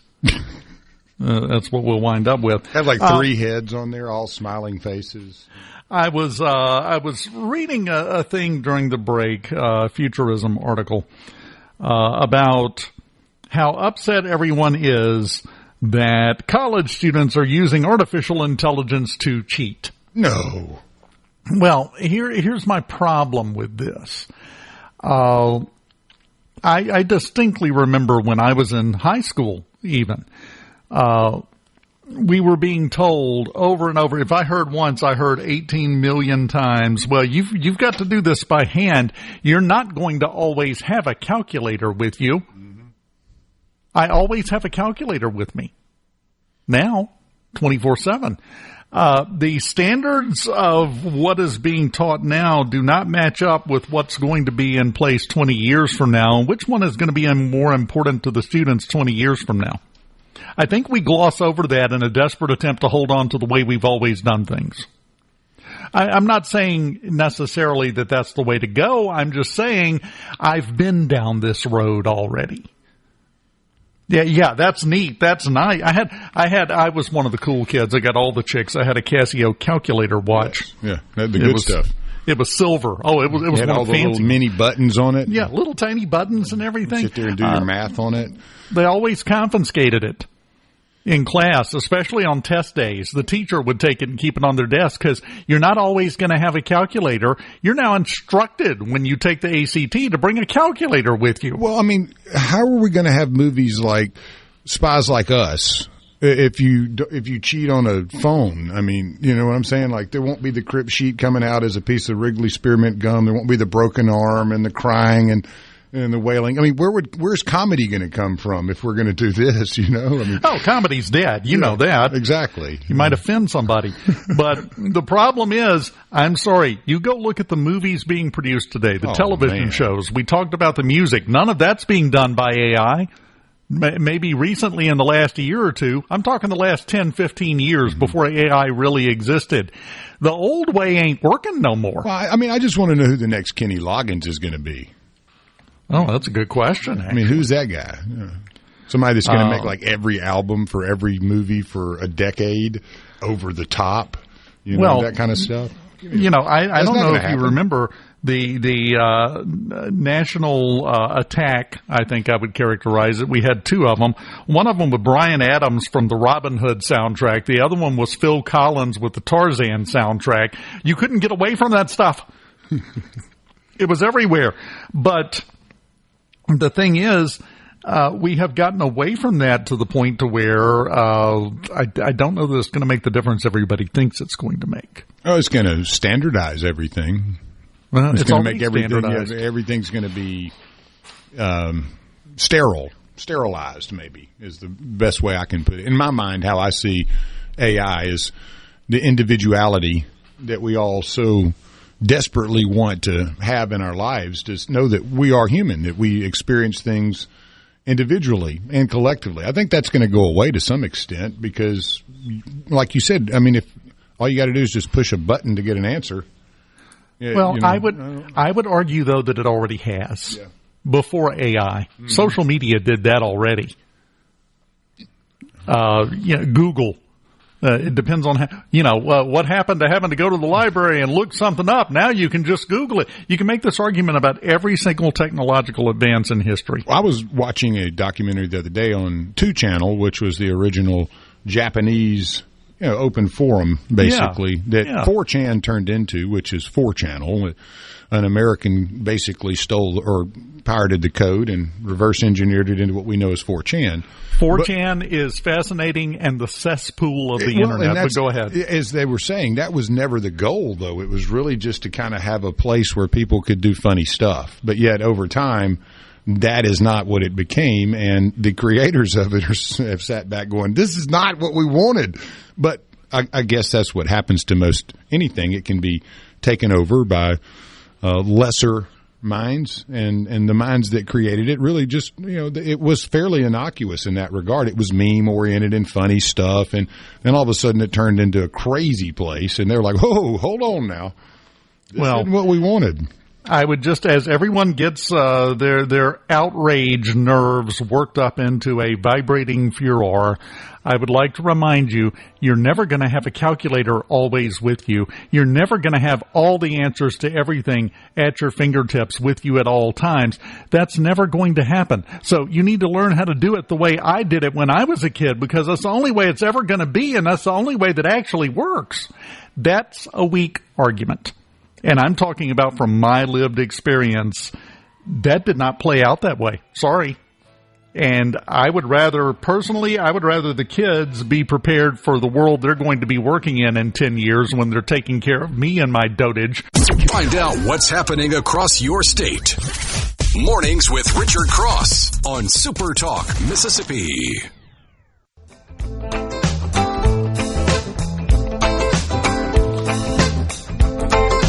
Was a wealthy merchant in London, he had a beautiful daughter. Oh, I'm leaving that up for the whole time. You're going to have to stare at that this beautiful layout that we have here, and that's because we're doing something pretty unique. My longtime buddy Heather Wilmoth is here. We're talking about Huntingtons, but rather than make the trip to Jackson to go to the main studio, she just came to this studio where I do mornings. Well, I am technically the traffic director for this studio, and this is my first time seeing Yeah, you've never been in this building, ever. I get locked down in Brookhaven, and I never get to come here. Yeah, so we're doing a little side-by-side here this morning, and I love it. It works out great. Yeah, it does look great. I could look better at 8 o'clock in the morning. I'm just going to go ahead and tell you right now, Heather and I have known each other for a very long time, so you'll understand I'm saying this with love. I will thump you on the end of your nose live on camera if you keep running yourself down. And that's a tame comment from you. We're on the air. I'm trying to keep the license. Steve has strong feelings about that. So, yeah. I'm ready at a moment's notice. How you been doing? Good. Can't complain. Wouldn't do any good if it did. Just busy. Huntington's has kind of taken over the life, and we've been doing things with that. Back in November, Nathan was a panelist for a patient-led, externally led patient listening session with the FDA, and I read his speech. So we had to go to Maryland for that. That was an adventure. Then a couple of weeks ago, had a round table with CMS about one of the medications Nathan takes. I don't think I can talk too much about that. But for the girl who never saw herself doing advocacy or any of these things, I've kind of jumped in. I was telling you before we came on. Yeah. I am the advocacy leader for Mississippi State Captain. But I'm a team of one, so if anyone out there wants to help me make change, not just in Huntington's disease, but a lot of these things would benefit other illnesses as well, which I guess I should explain. I'm so used to everybody in our company or our group knowing what Huntington's is. It's a terminal neurodegenerative brain disease that's like having ALS, Parkinson's, and Alzheimer's all at the same time. My husband, Nathan, suffers from it. We found out last year my bonus child tested positive for it back in July. She's handled it great. She is going to follow in her dad's footsteps and do all the clinical trials that she can get. Our 10-year-old, it's funny how kids are. She's following in Nathan's footsteps. Our son Hayden is following in mine. You see him in the grocery store. If he's that kid that comes up to you and goes, "Hey, my dad has Huntington's." It's like, Hey, I mean, he's heard my speech so much that he's just taken up the charge too. So it's really just like you. He's a very shy, withdrawn, wilting flower. Right. He is so much like. Well, Nathan and I are both. That's why we were so compatible. Is that we never met a stranger, and Nathan still doesn't. His speech is very hard to understand.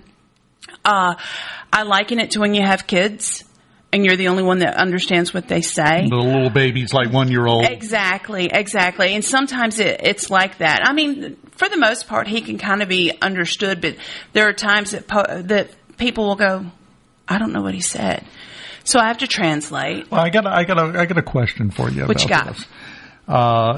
Dealing with a husband with Huntington's, just a little peek inside the life, if you will. If you had to narrow it down, what's the one biggest challenge that you face because of this in your life? Well, all of it is a challenge, but honestly, and now you're going to make me cry,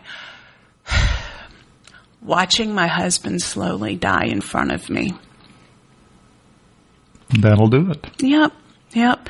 I mean, for a disease like this, we've been lucky and blessed. We got immediately connected to Jubin Wong at UMMC. They are now a center of excellence. He in turn connected us to UAB with Victor Sung, and we loved both of them so much that we kept them both. So we actually go to 2 centers of excellence with amazing doctors. Not everybody diagnosed with Huntington's has that. Well, and the other part about that is a lot of people may be affected by it, but they're not diagnosed. They don't know. They have no idea what's happening. Exactly. And see, we knew because Nathan's mom had it, but back then they thought that she was schizophrenic. And it just so happened this doctor that had experience with Huntington's, and this is before they had a way to test for it, saw her, took one look at her and said, "She's not schizophrenic, she has Huntington's disease." A lot of people will get this shocking diagnosis, but it's probably because they had no idea their mom or their dad had it. They passed away before they started showing signs and symptoms, and that ends up being a case a lot.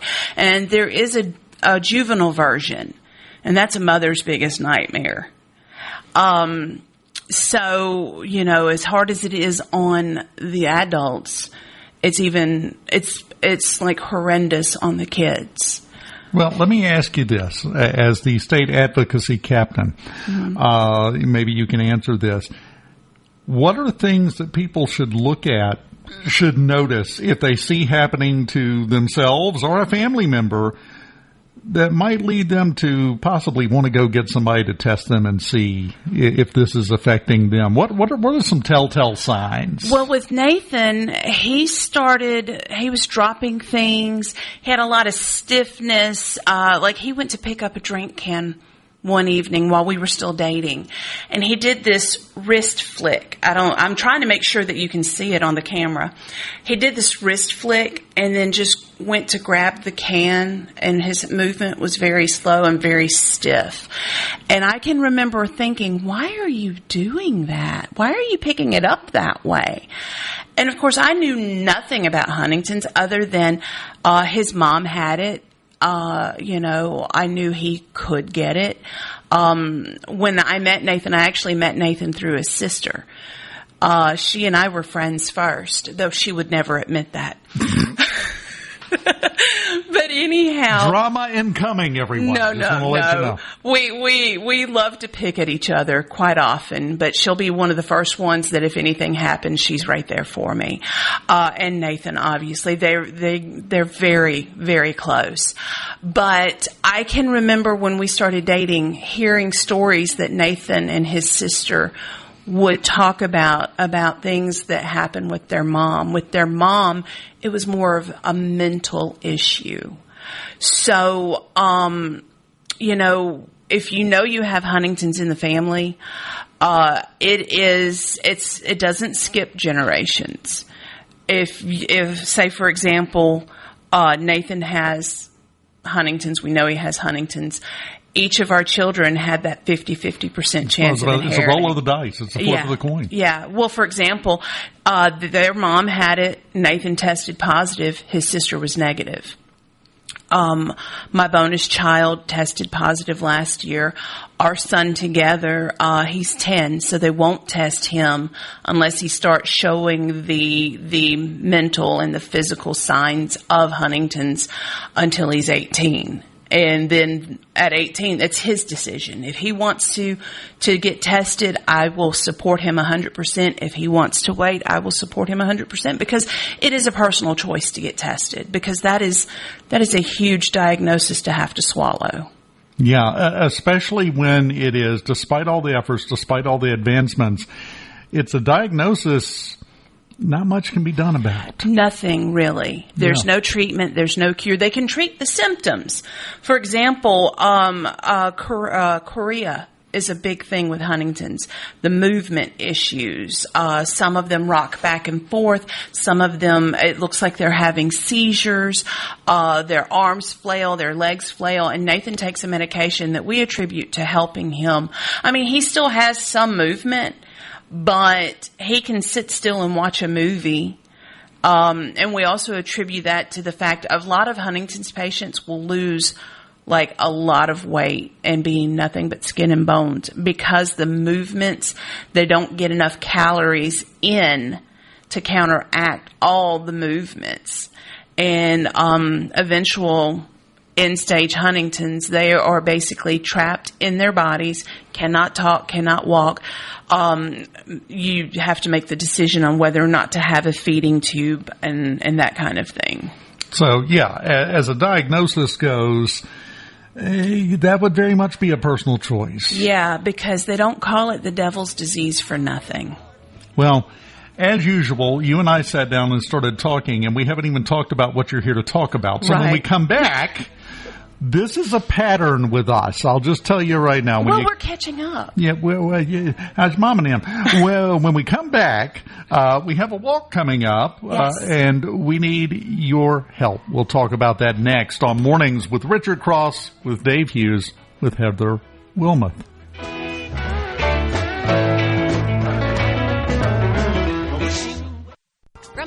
From the White House to your hometown, this is where you find out what's happening.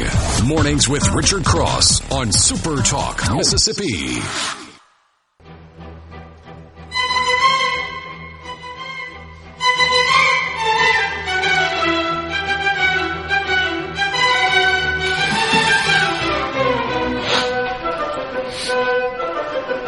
And now we'll take a brief pause while Lance explains why he thought this was the perfect bumper music for you. Go, Lance. Well, I mean, it's Bugs Bunny, you know. It's Bugs Bunny, yeah. He says. So, that makes perfect sense. It's more of a bumper for me, you know.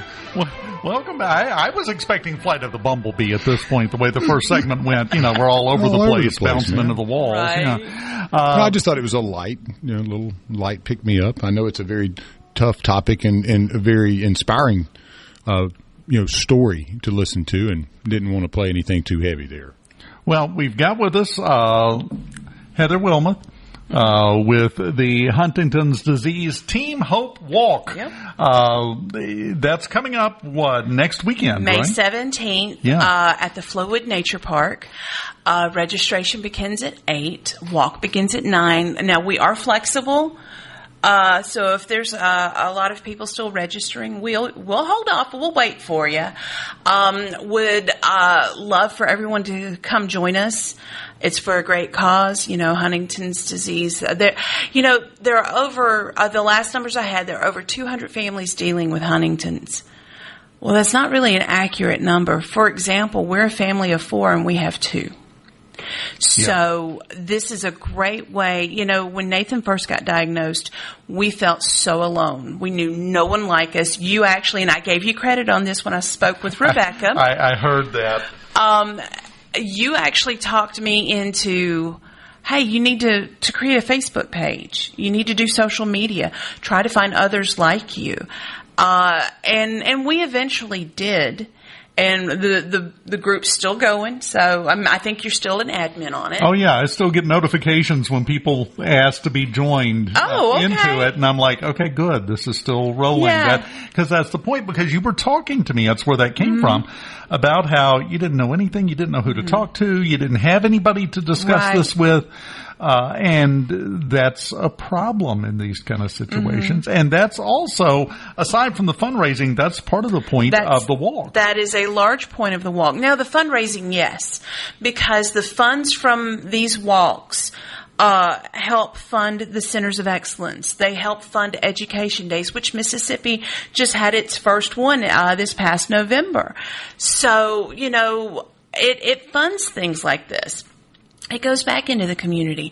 But also, this is a way for people, especially newly diagnosed, to get together and be able to be amongst people who know what they're going through. Not every person that has Huntington's goes through the exact same thing, but there are a lot of similar things that go on with Huntington's. And I would argue that events like the walk and like the support group and these other things have an impact on families that are dealing with this that never show up to the walk, will not join the meeting, will not show up for those, just knowing that it's there. Right. Just having it put in front of them, hey, I'm not the only one doing this. We're being seen. Yes. Because, Huntington's is considered a rare disease. Approximately 41,000 people in the United States, with another 210,000 at risk. So, just knowing that there's someone out there going through the same things that we're going through was so helpful to us before we got a group. And so these walks are just, it's more, people come more for visiting and catching up than they do for the actual walk. And I've had people come up and go, hey, do I have to walk? We're not that walk. We're that walk that if you want to walk, please, we have the area. This is where everybody will walk. But if you're not comfortable, or if you're visiting with someone who is going through a similar situation that you're going through and you're bouncing ideas when the walk happens, more than happy for you to stay in the pavilion and catch up and get that information.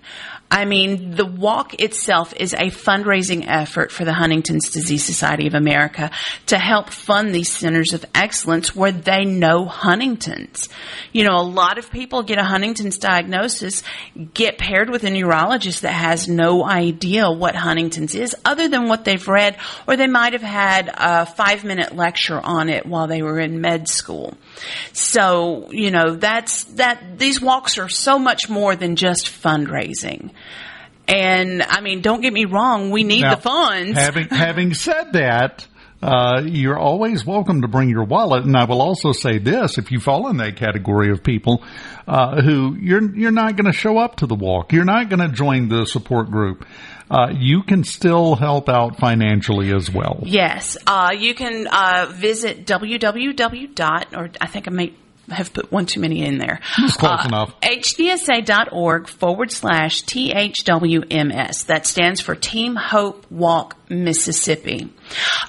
Feel free to join our Facebook page, Mississippi Huntington's Family Support and Awareness Group. Now, there are questions you will have to answer because that's my way of protecting our members, making sure that it's not a fake profile, making sure that, I mean, we welcome anyone outside of Mississippi, but you have to have the understanding that this group is for people in Mississippi. And also, no jerks. Exactly. No jerks allowed. Yeah. The internet's eaten alive with jerks. Yeah, so. had an experience with that I have to tell you about off the air. Oh, perfect.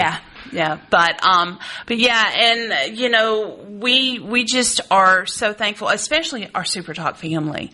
I can't, you know, talk so,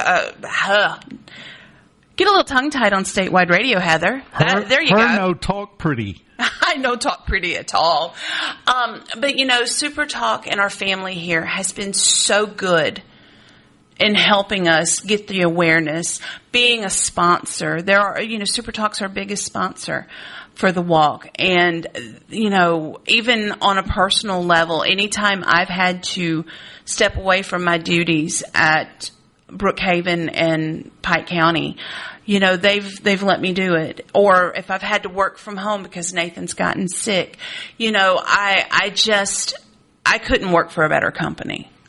You know, and technically I'm still kind of on my first radio job with WRQO. Technically. There's some paperwork that happens, aside from that, But, you know, second company I've ever worked for in radio, and it has just, both companies were great, but SuperTalk has just gone above and beyond. And, you know, just so appreciative of allowing us to come on every May and talk Huntington's, because May is Huntington's Disease Awareness Month. And Mississippi recognizes it. Former Senator Sally Doty helped us with that in the Senate, and Representative Becky Curry helped us with that in the House. So we are actually recognized. Now, if anyone wants to help us with the Light It Up Blue campaign, that is a campaign that goes on in May where businesses will light up in blue or purple for juvenile Huntington's. So if you light it up in blue, please let me know. I can be contacted at hthurgood. It's HTHURGOOD at yahoo.com, because I've had that email since email was email. I didn't know Yahoo still had emails. They do. But that was the first email I ever had, and that's how everyone, you know, and everyone knows me as Heather Thurgood Wilmoth, so I have to throw out the email there. So I would love to have pictures and share to social media and that kind of thing. We got to see what we can do. There's got to be somebody that could light up a building in Jackson. Right. Blue. Yes. We're working on one. Representative Curry is trying to help us out with one, but we would love for a whole lot. Just because Huntington's is such a rare disease. You know, now it's getting better, you know, and even some TV shows are even showcasing it just for a small bit. Now, some of them I don't like the way they end it, but it's starting to get some of that awareness, but we need a whole lot more, because I have a saying I say all the time that with awareness comes funding, with funding comes research, and with research comes hope for a treatment or a cure. And that's what we really want.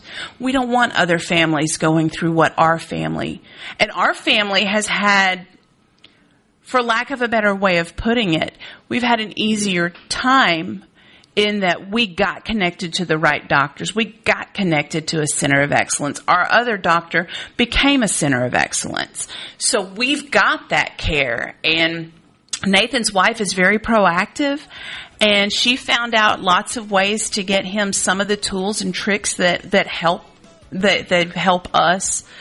So, we've had a little bit of an easier road because of that. But there's so many out there, Dave, that just life is very, very hard. They don't have... We're up against the break. Okay. Very quickly, give us the date, time, location. May 17th, Flowood Nature Park, 8 a.m. registration, 9 a.m. walk. Please, please come join us. And bring your wallet. Bring your wallet. Bring somebody else's wallet if you need to. Bring all the wallets. Yeah, just collect them on the way in. Always enjoy it. Thank you. You got to come do this again. Next May, a definite. Well, yeah. Hopefully before then. Hopefully before then. We continue on Mornings with Richard Cross, with Dave Hughes, with... Never mind. I'm not even... From the Seabrook Paint. Your day right. Mornings with Richard Cross on SuperTalk, Mississippi.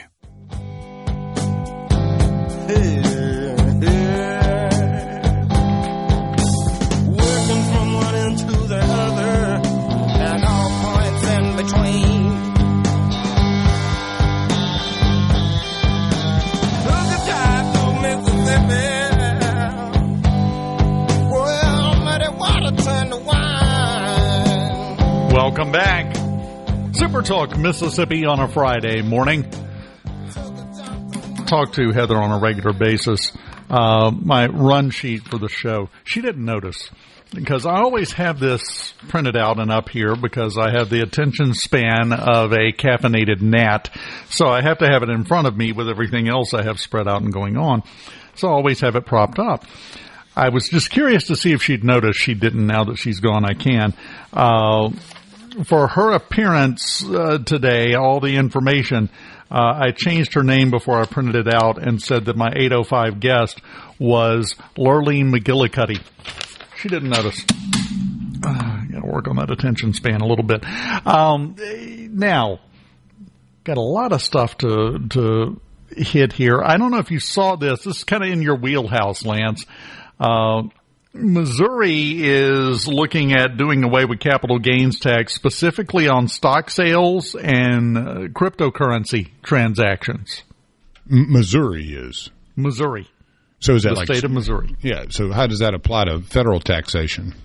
That's a good question. I don't know, but I would suspect this might be a forerunner, possibly, because we've already had President Trump come out and form the Bitcoin National Reserve and the cryptocurrency reserve.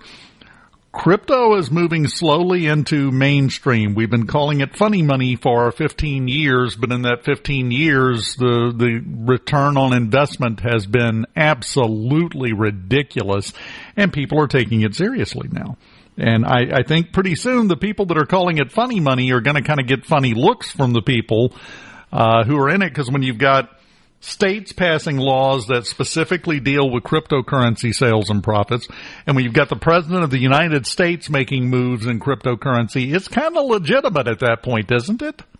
Yeah, I mean, I've somebody that worked in there, and you can probably ask people that are still managing others' money, but yeah, the taxation issues that you have to deal with depending on your account style, if it's a tax advantaged or pre-taxed, post-tax, that kind of stuff, and then dealing with all your transferring and gifting accounts and all of that, it is extremely cumbersome.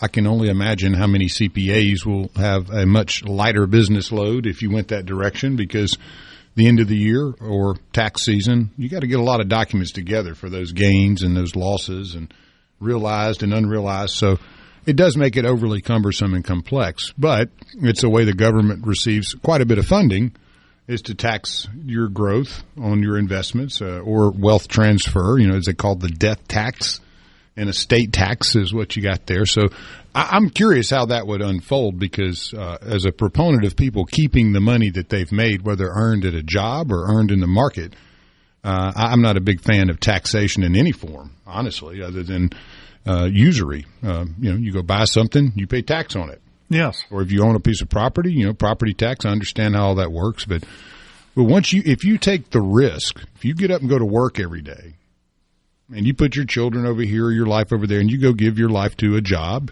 I don't believe you should be taxed on that. And the same with if I take my hard-earned money and I put it into work, into the economy and invest in American companies, I think that would be an interesting component of that to see if you could encourage more investment into American companies if you removed capital gains taxes on dividends, and those types of things. So I think there's a lot of potential if we really looked at the room full of papers that we call the tax code. Well, simplification would be a starting point, and this would be a good place to start. Yeah, and this in Missouri, what's happening there is for 1 year. It's a 1 year repeal of capital gains taxes for individuals. Won't apply to corporations. That has already passed both the House and Senate in Missouri, and Governor Mike Kehoe has said he is very supportive of it and plans on signing it. If he hasn't already, I haven't even checked to see if it's signed yet, but I mean, that's done. That's happening in Missouri. That's not a pie in the sky, maybe one day kind of thing. No, they're doing it now. Right now, it's already passed. It's ready to go. And I think that will have an impact. Now, they're able to do that because revenues have increased in the state of Missouri. Mm-hmm. And they were able to make it make sense with their budget, which is always a part of this. And that's why I think we're seeing President Trump come back. And the reports are coming out that he is telling Mike Johnson to the 2017 tax cuts are about to expire, and when they do, he's talking about leaving it alone, leaving it at a higher rate for wealthy people. And again, over $2.5 million a year, leaving it at 39.7%. I think it is so enticing to shake people for the risks that they've taken and money that they've made. It is easy to sit there with power and an IRS that is, carrying guns and say, hey, if you don't pay us taxes and this, we're going to throw you in jail. I don't care if you're poor or rich, though. Me, honestly, I mean, I think that taxation on people's work and risks that they take if they make gains is somewhat unfair, given they're the ones taking the risks. But again, the markets are complicated. It's much more of a global economy. I think it would be hard to invest just in American companies, but I do think we ought to incentivize people who take risks to put money into American companies and give them a little bit more of their money back because, again, I think it does trickle down. I do think that people, as you make more, if you're encouraged to reinvest more into your company, you'll do that because the risks that you took paid off and you kept more of your money, So. Here's the thing, though. Here's where I think taxes become a problem. Nobody enjoys giving away some of their money. Of course not. But the problem is, let's say you go to a bagel shop. You're going in there to get a bagel, right? And they tell you, well, it's going to be $5 for this bagel. This is a special bagel. This bagel is going to take care of all of your bagel needs. It's got sesame seeds on top. It's freshly baked. It's soft. It's fluffy. It's going to taste fantastic. You need to give us your money so you can have this bagel. Well, and if they then give you a 2-week-old stale donut with a little mold on one corner and go, see, isn't this great? Well, you're not going to want to give them any more money, are you? What do we pay taxes for? Results, hopefully. Infrastructure, roads and bridges, public safety, public health. And if people don't feel they're getting good value for the money they're giving, they don't want to give you any more. Right, and if you do your job and exceed in those things and pave roads and get things done and there's not much corruption and waste and all that stuff and you don't have money going to here and there and you find out through Doge that Yeah, that's why people don't want to pay taxes, because they don't trust the people they're giving it to. Well, and they don't see the results. I'm sorry. You know the condition of the roads you're driving to work on every day. Yeah. That you're paying taxes to maintain. You see the healthcare system that you're paying taxes. But hey, this is what we spend money on. And I think, again, these are some of the things that, hey, I'm sure it's really helpful to know that when you drop an egg on its side that it doesn't crack as often. But do we really need a taxpayer-funded study to prove that?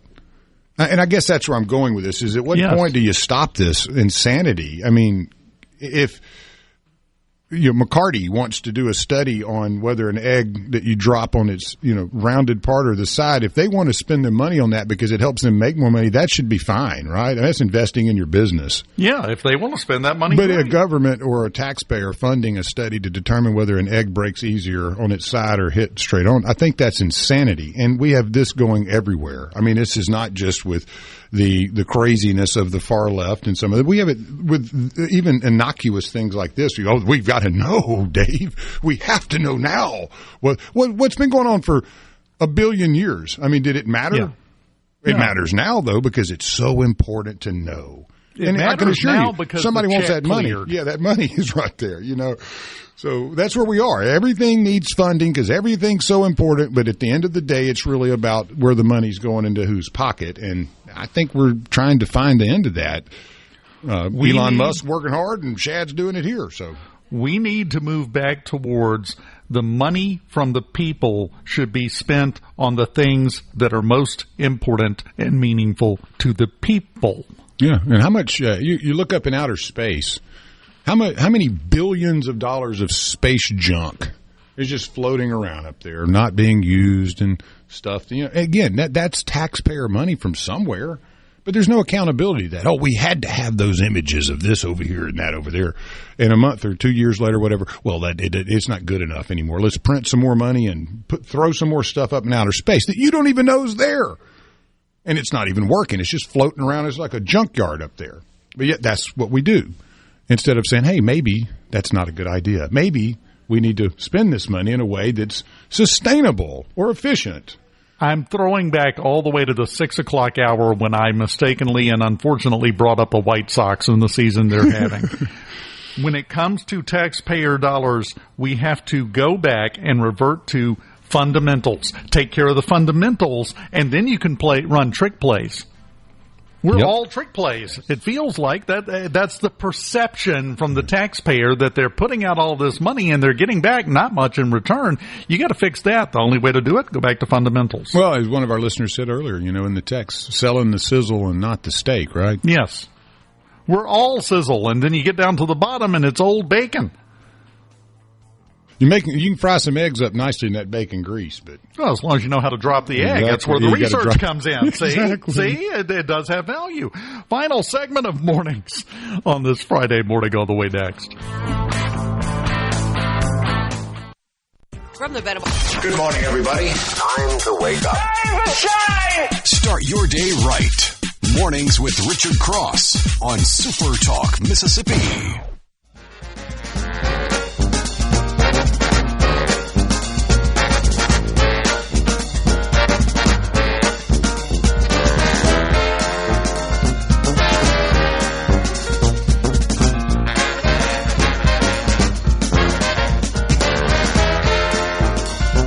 Welcome back. Final segment of mornings on SuperTalk, Mississippi.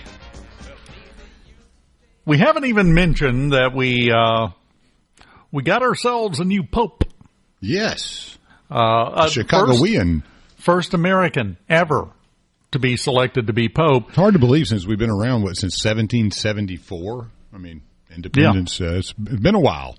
Yeah, it's never happened, which, Francis, right before him, was the first Latin American pope ever.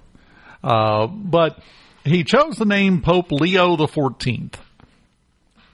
Here's a fun fact about Pope Leo XIII, his predecessor. He was pope until 1903, so over 100 years ago. The interesting thing, Pope Leo XIII was born in 1810. In 1896, one of the first video recorders, video cameras with the old film, was brought in, and they videoed him. And he walks in and sits down in his chair, and the cardinals are around him and everything, and he's kind of smiling and being personable. That makes him the first human being in terms of the year they were born, the earliest born human being to ever be videoed. Wow. 1896 range, huh? Yeah, 1896. So imagine that would be video camera was probably as big as a 56 Buick or something. But here's the interesting thing, if you think about that.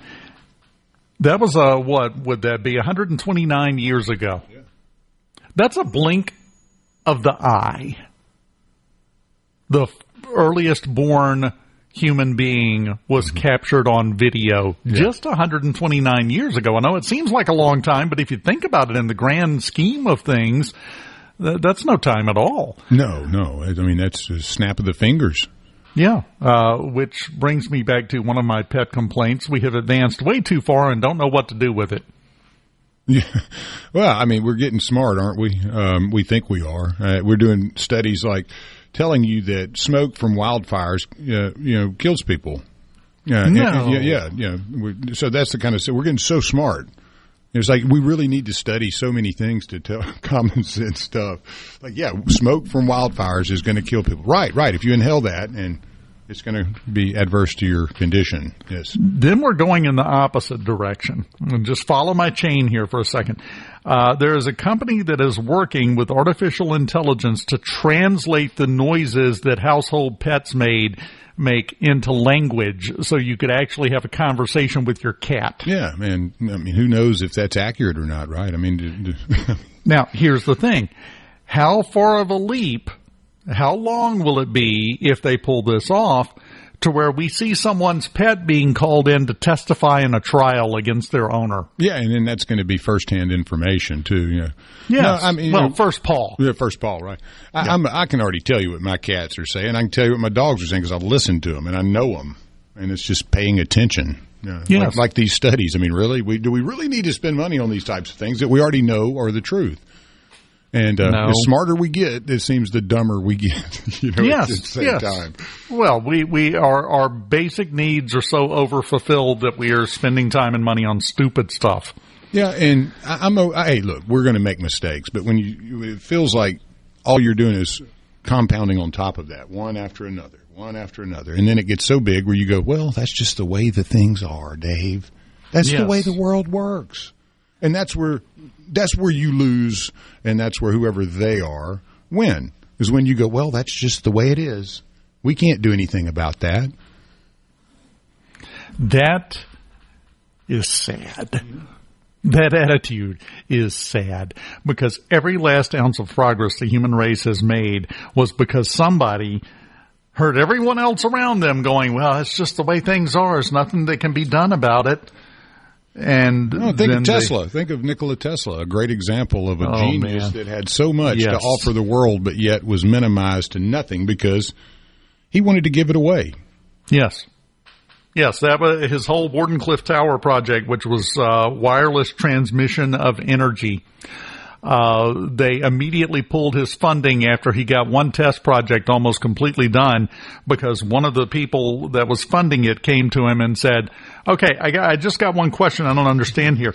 Where do I put the meter? Yeah, how are we going to charge for this? Oh, no, it's free, sir. He said, you can't. There's no way to charge for it. And they said, well, we're not giving you another dime then. And so we look at where we are today and the complex systems and energy that we work, and if we were to reverse course and go back and change that one event, would it be different today? Would we be having these same debates and wars and things of that nature if you made an intelligent decision? Or do you keep paying the price for it? Talking about that, you just brought something up, and I'm not sure I can find it this quickly because I wasn't planning on it. But apparently if 9/11 had never happened, we would not have had 50 Shades of Grey. Oh, well, yeah, what a movie, huh? Well, apparently Gerard Way, after 9/11, was inspired to create My Chemical Romance, which led to the creation of Twilight, and 50 Shades of Grey was a ripoff of that. Man, that's deep, ain't it? is stupid. That's what it is. You have a good weekend, buddy. Enjoyed it as always. Man, don't have too much fun. It's too late already. A SuperTalk Mississippi media production.